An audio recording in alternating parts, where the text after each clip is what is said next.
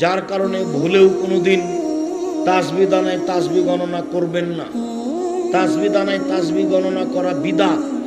সিয়াম পালনকারী শেষ ব্যক্তি ঢুকে গেলে দরজা বন্ধ করা হবে, তখনও বাকিগুলো খোলা আছে। তার মানে সম্মানিত দিনী ভাই বোন, বলছিলাম এক খেয়ালে চেয়ে থাকবেন। রাসূল সাল্লাল্লাহু আলাইহি সাল্লাম বললেন, জান্নাতের দরজা ৮টি, তার একটা দরজার নাম রায়ান, মানে পানি পান করলে আর কোনোদিন পিপাসিত হবে না, তার নাম রায়ান। ইজা দাখালা আখিরু মুগলিকা, যখন শেষ ব্যক্তি জান্নাতে প্রবেশ করবে তখন এই দরজা বন্ধ করা হবে। কথাটি আরো স্পষ্ট করে বলি, বুখারী মুসলিমের হাদিসে এসেছে, মানুষ যখন জান্নাতে প্রবেশ করবে তখন ফেরেশতাগণ ডাকবেন, আসো, যারা দান করেছে এই দরজা দিয়ে আসো, যারা সালাত আদায় করেছে এই দরজা দিয়ে আসো, যারা হজ করেছে এই দরজা দিয়ে আসো, যারা সিয়াম পালন করেছে এই দরজা দিয়ে আসো।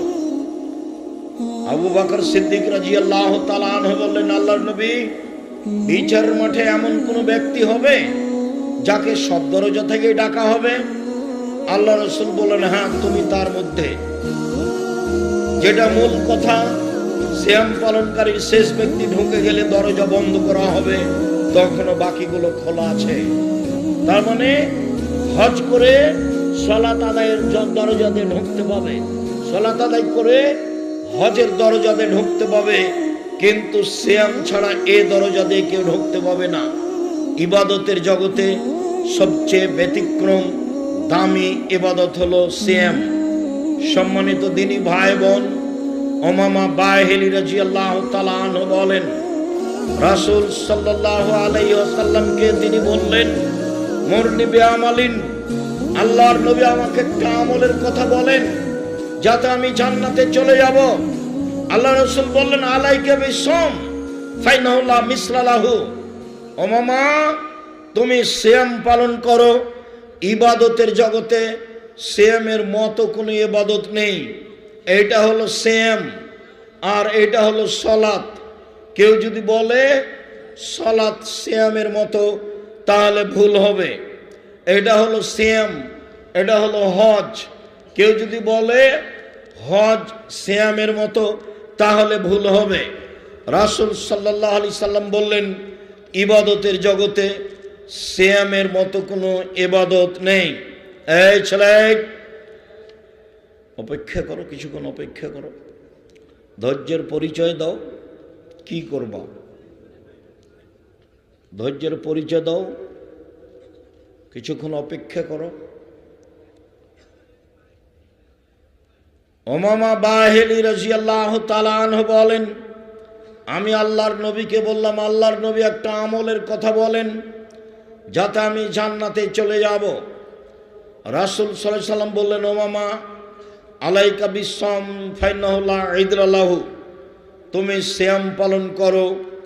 ইবাদতের জগতে সিয়ামের সমপর্যায়ের কোনো ইবাদত নেই। তাহলে হজ সিয়ামের সমপর্যায়ের নয়, তাহলে যাকাত সিয়ামের সমপর্যায়ের নয়, দান খায়রাত সিয়ামের সমপর্যায়ের নয়। এমন কোনো ইবাদত নেই যেটা সিয়ামের সমপর্যায়ের হতে পারে। অতএব ইবাদতের জগতে সবচেয়ে দামি ইবাদত হলো সিয়াম। আব্দুল্লাহ ইবনে উমর বলেন, রাসূল সাল্লাল্লাহু আলাইহি সাল্লাম বলেছেন, কোরআন এবং সিয়াম বিচারের মাঠে মানুষের পক্ষে কথা বলবে। মনে রাখা ভালো হবে, 4টা জিনিস বিচারের মাঠে মানুষের পক্ষে কথা বলবে। এক, আঙ্গুল, যে আঙ্গুলে তাসবিহ গণনা করা হবে, যার কারণে ভুলেও কোনোদিন তাসবিহ দানায় তাসবিহ গণনা করবেন না। তাসবিহ দানায় তাসবিহ গণনা করা বিদআত। তাসবিহ দানায় তাসবিহ গণনা করলে আঙ্গুল বিচারের মাঠে কথা বলবে না। কোনো মুরব্বী যদি বলেন, আব্দুর রাজ্জাক সাহেব, আমি বয়স্ক মানুষ, আঙ্গুলে তাসবিহ গণনা করলে ভুল হয়, ঠিক আছে, আপনার মরা পর্যন্ত যদি একদিনও ঠিক না হয় তবুও নেকি পাবেন। কেন? এটাই রাসূলের পদ্ধতি। আঙ্গুলেই তাসবিহ গণনা করবেন, বিচারের মাঠে আঙ্গুল কথা বলবে। 2, কালো পাথর হাজরে আসওয়াদ, যদি টাকা বৈধ হয়, বৈধ টাকা দিয়ে হজ করেন, তাহলে কালো পাথর বিচারের মাঠে কথা বলবে। 3, কোরআন বিচারের মাঠে আপনার পক্ষে কথা বলবে, বিশেষভাবে সূরা বাকারা, বিশেষভাবে সূরা আল ইমরান, বিশেষভাবে সূরা মুলক। সূরা মুলক 4 শ্রেণীর মানুষের কবরের শাস্তি হবে না। 4 শ্রেণীর মানুষের কবরের শাস্তি নেই। 1, নিয়মিত রাতে সূরা মুলক পড়ে যে। 2, পেট ব্যথায় মারা যায় যে। 3, জুমার দিন মারা যায় যে। 4, শহীদ হয় যে। দেখি সিরিয়াল দেন তো দেখি,